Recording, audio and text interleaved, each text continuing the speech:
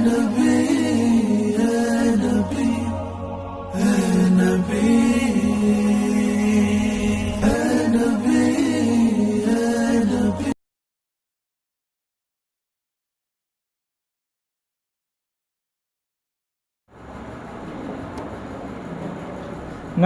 ونصلي على رسوله الكريم اما بعد فاعوذ بالله من الشیطان الرجیم بسم اللہ الرحمن الرحیم۔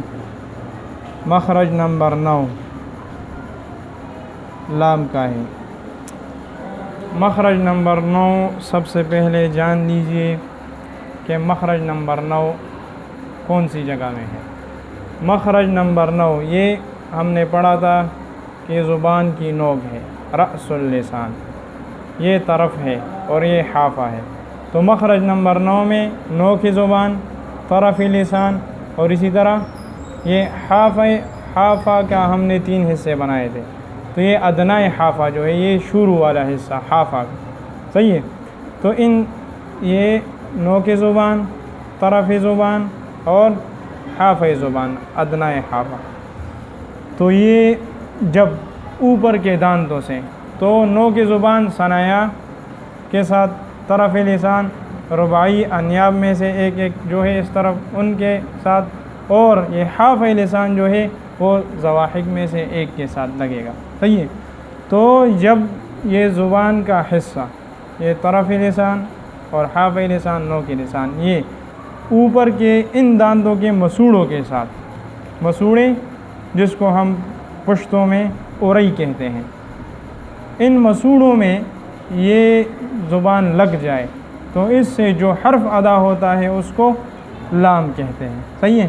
اب دیکھیں لام کا تلفظ، لام، آپ پڑھیں، لام لام، ال، اب ادائیگی میں اب دیکھیں ال، اب دیکھیں زبان خود بخود اس طرف چلی جاتی ہے۔ یہ لام بہت آسان ہے، دائیں طرف سے بائیں طرف سے دونوں طرف سے ادا ہو سکتا ہے، لیکن دائیں طرف سے آسان ہے، یہ زواد کے برعکس ہے، صحیح ہے۔ اچھا، ال، ال، ال، فلیملل، فلیملل، اب دیکھیں فل، یہاں اس کلمے میں 3 لام جمع ہوئے، فل، یہ لام، یہ زبان کو آپ دیکھیں ذرا سوچیں تو اپنے مخرج میں خود بخود لگ جاتی ہے زبان۔ فلیملل، لل، اب دیکھیں سوچا ہے کبھی؟ اب سے سوچیں، صحیح ہے۔ فلیملل، اچھا، للہ، للہ، یہ ہوا لام کا مخرج، صحیح ہے۔ مخرج نمبر 9 لام کا ہے کہ زبان کا کنارہ، اب دیکھیں میں نے آپ کو بتایا زبان کا کنارہ، یہ کنارہ ہوا، یعنی نوک اور طرف دونوں اس کے اندر آ گئے، مع کچھ حصہ حافہ، یہ کچھ حصہ حافہ یعنی ادنائے حافہ، حافے کا جو شروع والا حصہ ہے وہ جب ثنایا، اب دیکھیں یہ نوک جو ہے ثنایا کے مسوڑوں کے ساتھ لگے گا، جب ثنایا رباعی انیاب اور زاحق کے مسوڑوں کے ساتھ، تو نوک زبان وہ ثنایا کے مسوڑوں کے ساتھ لگے گا، اور طرف لسان وہ رباعی اور ناب کے مسوڑوں میں لگے گا، اور حافہ لسان وہ زاحق کے مسوڑوں کے۔ تو جب ثنایا رباعی اور انیاب اور زواحق کے مسوڑوں سے کسی قدر مائل تالو کی طرف، صحیح ہے، تالو کی طرف یہ خود بخود جاتا ہے، ٹھیک ہے، تالو کی طرف، اوپر کی طرف، صحیح ہے نا۔ یعنی یہ جب زبان اپنے مخرج میں ان دانتوں کے مسوڑوں میں لگ جائے تو کچھ کسی قدر اوپر تالو کی طرف بھی ہوگا، ٹک کر گائے گا، ٹھیک ہے، خواہ دائیں طرف سے ہو یا بائیں طرف سے ہو، داہنی طرف سے آسان ہے اور دونوں طرف سے ایک دفعہ میں نکالنا بھی صحیح ہے۔ تو آپ کو تلفظ اور ادائیگی سمجھ میں آ گئی، صحیح ہے۔ آگے دیکھیں مخرج نمبر 10 نون کا ہے۔ اب دیکھیں لام کا مخرج سمجھ میں آ گیا، اب لام کے مخرج سے تھوڑا کم ہو کر، لام کے مخرج میں ضواحک میں سے ایک کا دخل تھا، اب اس کو کاٹ دیں۔ مخرج نمبر 10 نون میں اس کا دخل نہیں ہے، تو مخرج نمبر 10 میں زبان کی نوک اور طرف، یہ جب اوپر کے دانتوں سے یعنی ثنایا کے مسوڑوں اور رباعی انیاب کے مسوڑوں کے ساتھ لگ جائے تو اس سے کیا ادا ہوگا؟ جو حرف ادا ہوگا وہ نون کہلائے گا۔ سمجھ میں آ گئی؟ اچھا آپ دیکھیں، نون نون، ان ان ان ان ان ان۔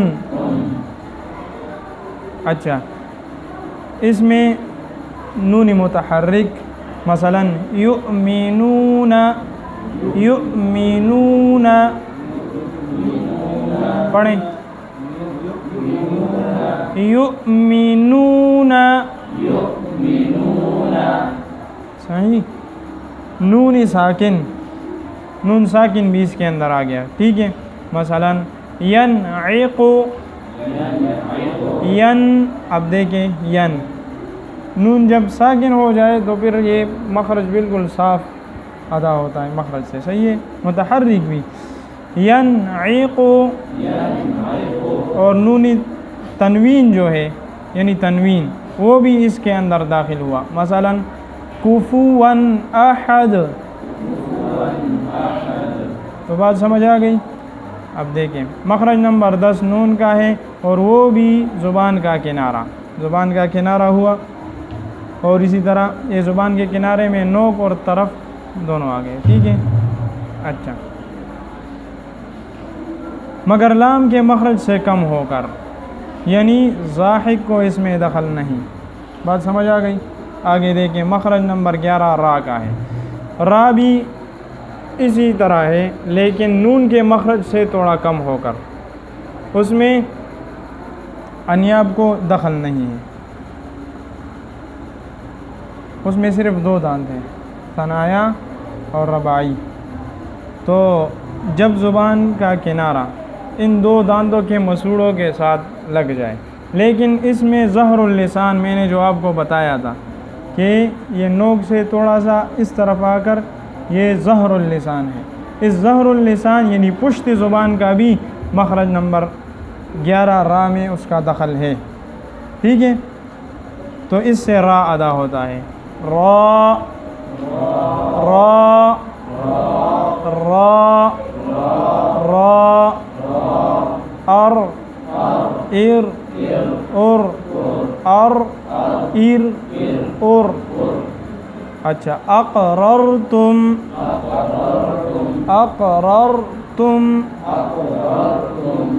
آپ پڑھیں، اقررتم، آپ پڑھیں، اقررتم۔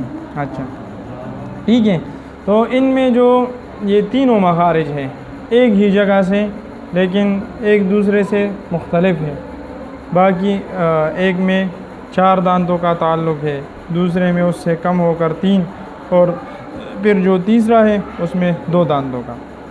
یہ جب یہ زبان کا جو حصہ ہے ان مسوڑوں کے ساتھ لگ جائے لیکن تھوڑا سا اوپر کی طرف، یعنی جو مسوڑے ہیں مسوڑوں کی اوپر والی جگہ سے یہ ٹکر کھائے تو اس سے یہ حروف ادا ہوتے ہیں، لام، نون، را۔ مخارج میں تھوڑا تھوڑا فرق ہے۔ ان تینوں حرفوں کو طرفیہ کہتے ہیں۔ طرفیہ کیوں کہتے ہیں؟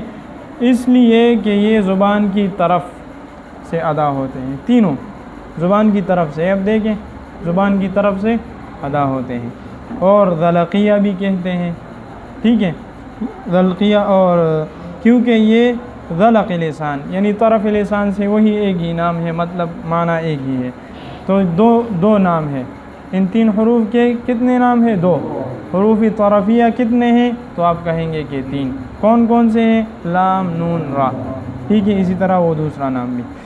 آگے مخرج نمبر 12 طا دال تا کا ہے، تو یہ مخرج اب دیکھیں، یہ سمجھیں کہ یہ زبان کی نوک اور ثناء اولیاء کا جڑ، اس سے کیا ادا ہوتا ہے؟ طا دال تا، یہ 3 حروف اس سے ادا ہوتے ہیں۔ اب سمجھے کہ یہ زبان کی نوک ان ثناء اولیاء کی جڑ میں لگ جائے لیکن تھوڑا سا اوپر کی طرف، صحیح ہے؟ یہ جو مسوڑے ہیں، یہ کردری جگہ جو ہے، آپ انگلی رکھ لیں، یہ کردری جگہ ہے، صحیح ہے؟ تو اس جگہ سے یہ حروف ادا ہوتے ہیں۔ مخرج کے لحاظ سے یہ تینوں تو اب دیکھیں طا دال تا تینوں، لیکن ان کے درمیان جو فرق ہے وہ صفات کی وجہ سے ہے۔ اب آپ پڑھیں طا، پڑھیں طا طا ولا تشطط، طط، اب 2 طا جمع ہوئی ہے، ایک طا متحرک ہے دوسرا ساکن ہے، تو دونوں کی مثال ولا تشطط۔ اچھا، طا کے اندر جو صفات ہیں وہ آگے آ جائیں گے انشاءاللہ، تو پھر تفصیلاً آپ اس کو سمجھ جائیں گے۔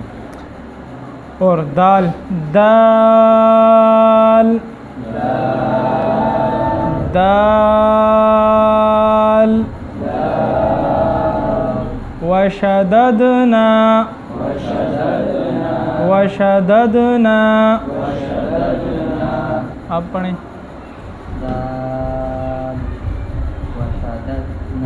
آپ پڑھیں دال، اچھا، اور تا، تا تا تا، تو مخرج نمبر 12 سے یہ 3 حروف نکلتے ہیں، ٹھیک ہے؟ مخرج نمبر 12 یعنی یہ زبان کی نوک اور ثناء اولیاء کی جڑ، اس سے یہ ادا ہوتے ہیں 3 حروف طا دال تا۔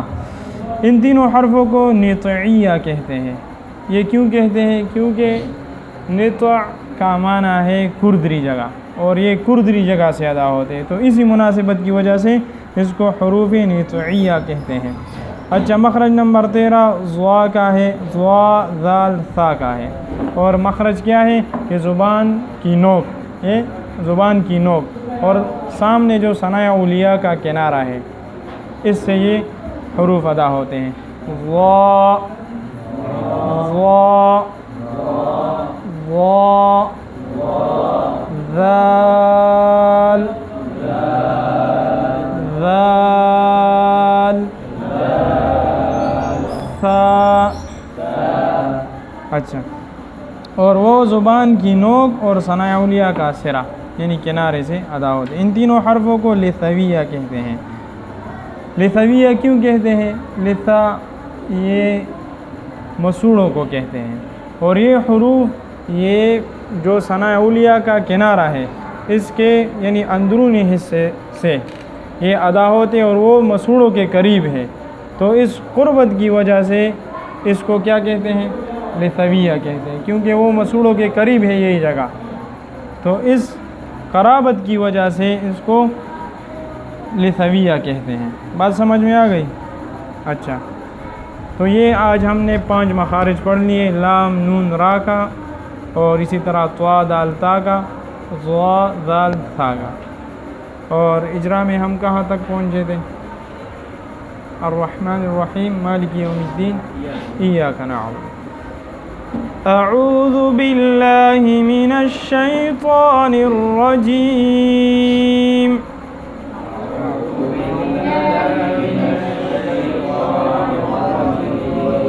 بسم اللہ الرحمن الرحیم،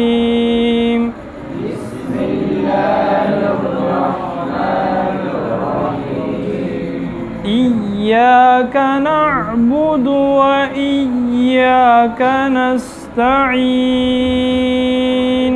إياك نعبد وإياك نستعين، إياك نعبد وإياك نستعين، إياك نعبد وإياك نستعين، اب دیکھیں ایا کا یا پر شد ہے تو یا جماؤ کے ساتھ ایا کا یہ اس طرح نہ ہو، ایا کا کاف ہے، ایا کا مضبوطی کے ساتھ، نعبد عین اپنے مخرج سے، عین کا مخرج کون سا ہے؟